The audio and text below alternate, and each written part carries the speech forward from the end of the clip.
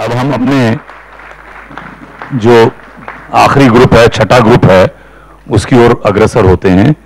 मैं निवेदन करता हूं न्यू इंडिया बाय 2022 पे प्रेजेंटेशन देने के लिए हर्षा राघवन, श्रेयस बर्डिया, आजाद मुपिन, राधा कपूर खन्ना, लावण्य नल्ली, जलज Ashwin Dani. Presentation will be made by Harsha Raghavan.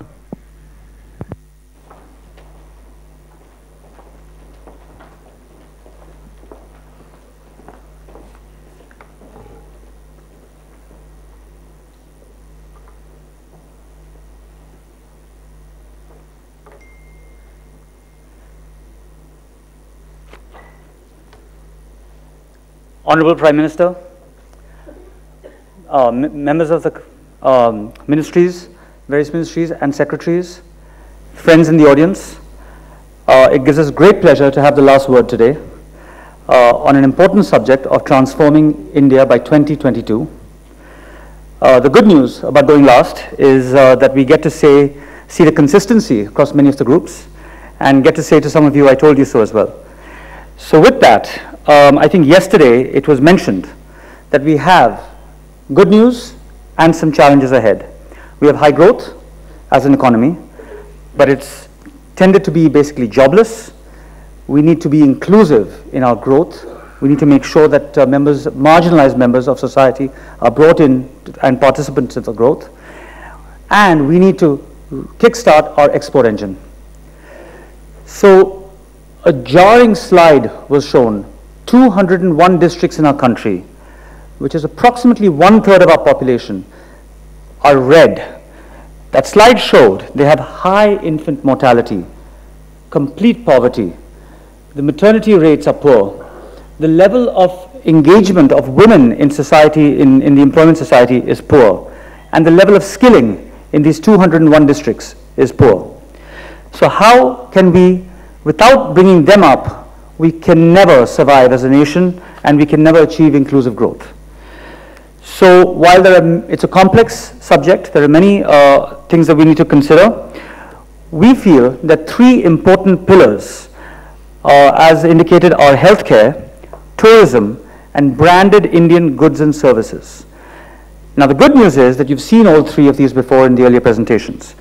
So what we propose today is to add a perspective for you on the drivers across all three, which is inclusivity, skillanthropy, which is philanthropy of skills, and then the overall vocational skill development.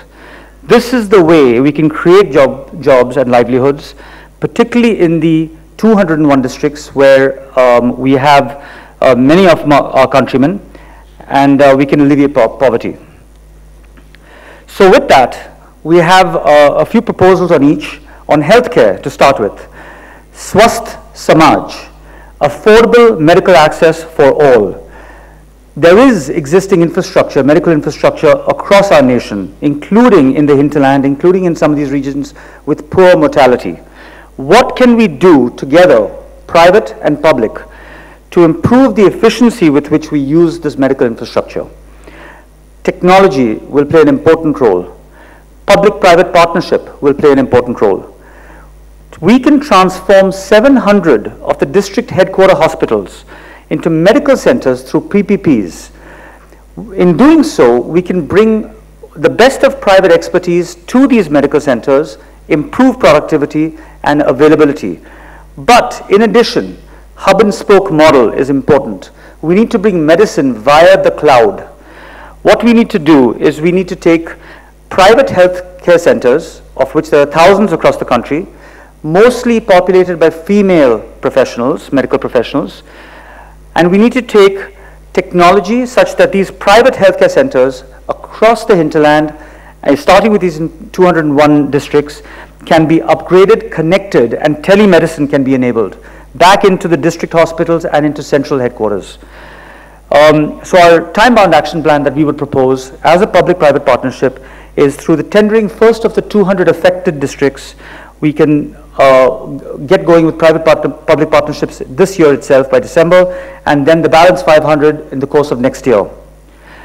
Again, on Swasth Samaj, we can kickstart our export engine. We propose we can create 20 medical-free zones, MFZs, which can be hotbeds, ecosystems of medical tourism, where Indians and foreigners alike can congregate, they can conduct research, there can be education, there can be manufacturing of medical devices, an area where we're entirely import dependent, and some of this is old technology. And then we can create, no different from BPO, we can create hubs where telemedicine can be provided to the world. The rest of the world, developed economies, are aging. We have the benefit of people looking for skilling and who can provide the telemedicine remotely. So a time-bound action plan, again, is to allocate land for 20 MFZs, starting with the 200 districts, locate them right there in those 200 districts, states such as UP, Bihar, Jharkhand, and we can then provide that to the world and also to our country. Our second pillar was tourism, which we believe is the new IT revolution of India, inclusive tourism. We get 8 million tourists today. By contrast, Thailand gets 32, China gets 60, the Louvre alone in Paris gets 8. Research has shown that it is an 8-to-1 job multiplier, and usually in the remote regions where tourists would go. Our proposals include branding, setting up 100 new tourist zones. It's a travesty that Sentosa Island has a brand, Sydney Opera House has a brand, the Gold Coast has a brand, and many others. In India, we need to do better to create those brands and then enable within those tourist zones ease of doing tourism. We need to ensure that there's safety for women, that there's good infrastructure in those tourist zones, good connectivity in those tourist zones, such that tourists from around India and around the world can go there and enjoy their experiences. In these 100 tourist zones, we need to make sure we highlight cultural aspects about our deep culture and history that we have in India. It's a travesty that people around the world will go to Vienna to watch the ballet, but they never think to go to Kerala to watch Kalari. Ayurveda, yoga, spa and wellness, these are all areas where we could do more to become destination hubs for Indians and for the world. So our time-bound action plan, our proposal is to create promotion bureaus as public-private partnerships. Coming back to Skillanthropy, this is where the private sector will contribute time on these promotion bureaus for each of the tourism zones to ensure that we promote skill and fast-track clearances alongside the government.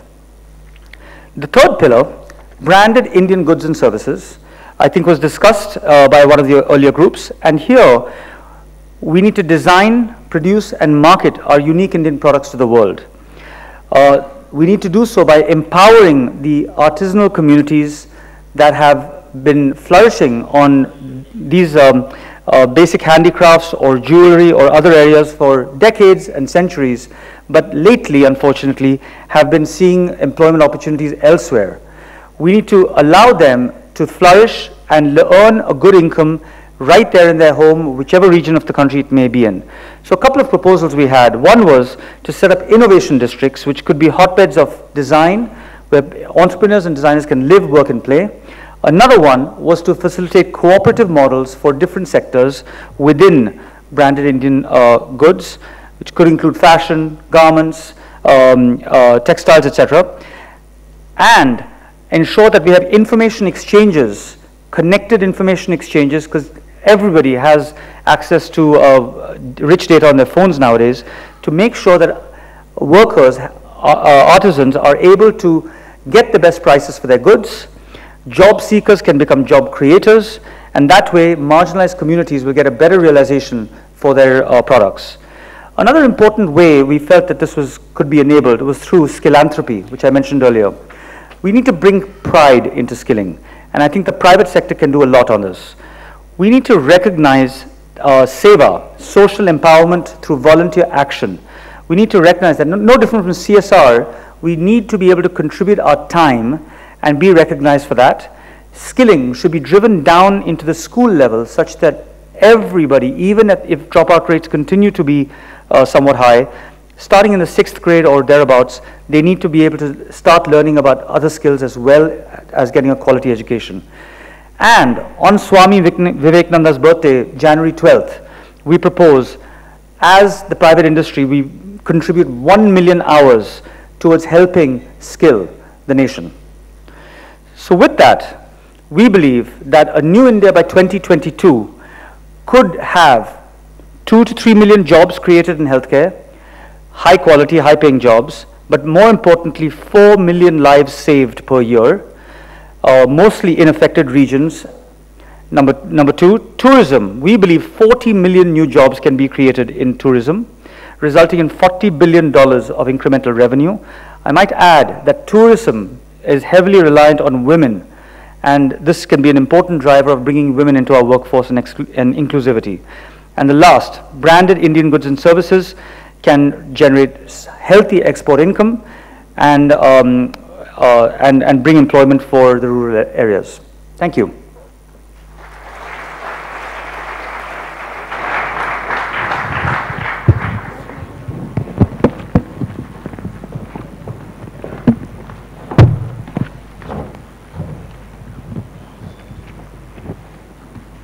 Yes, questions, please. Yes. Hi, this is Keshav Suri. I just wanted to ask, you talked about the deeply marginalized communities. What do you think the private sector needs to do to include the LGBTQ community, the lesbians, gay, transgender, and bisexual community, which is a very underrepresented and marginalized community in India? So in our group, a couple of good points and a couple of very actionable, practical points came up, right?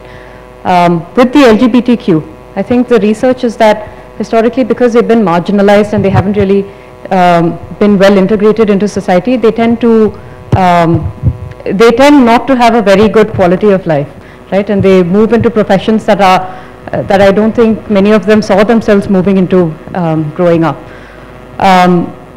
A few things that can be done apart from what we mentioned, which is focusing on sectors that traditionally tend to employ more of women or more people from these sectors.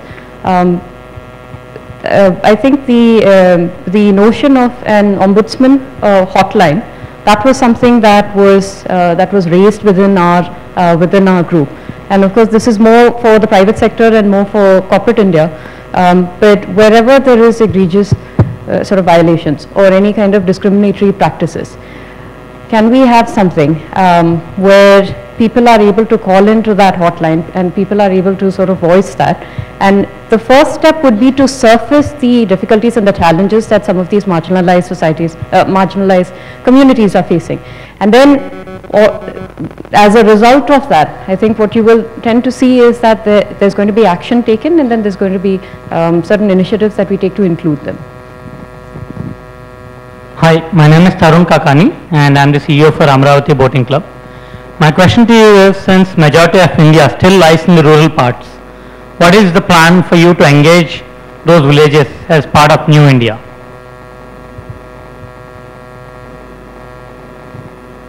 Yeah, I think it's a very valid question. I think what we want to do as part of what we really propose is to retain, I think, our Indian culture and heritage.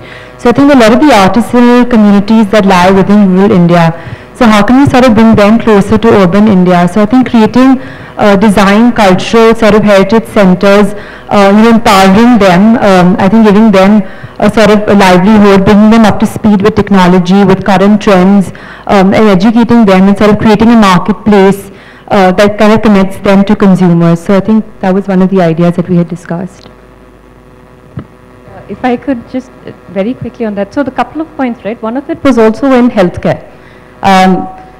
So what we were proposing is not just healthcare, but what does technology-enabled healthcare look like? How can you get access to so many Indians who today need that kind of access to healthcare? And this is the place where I think healthcare extension workers, skilling up people so that they are able to, they're able to be extensions of your hospital systems, the extensions of your physician facilities, they're able to actually get trained themselves on how to do e-consult and then go door to door and sort of ensure that the most remote regions of our country are also brought into the net. These are all ways where it's not only job creation, but it's also really using the disruptive technology and finding a way to bring healthcare to, you know, most people in India. And the part that you said on rural India, that's absolutely bang on. I think the main thing is India today is not what it was 5 years ago, and I think we all know that, everyone in this room. How do you use that kind of disruptive technology in a way that is impactful and that's meaningful, so that people who traditionally were job seekers can actually become job creators?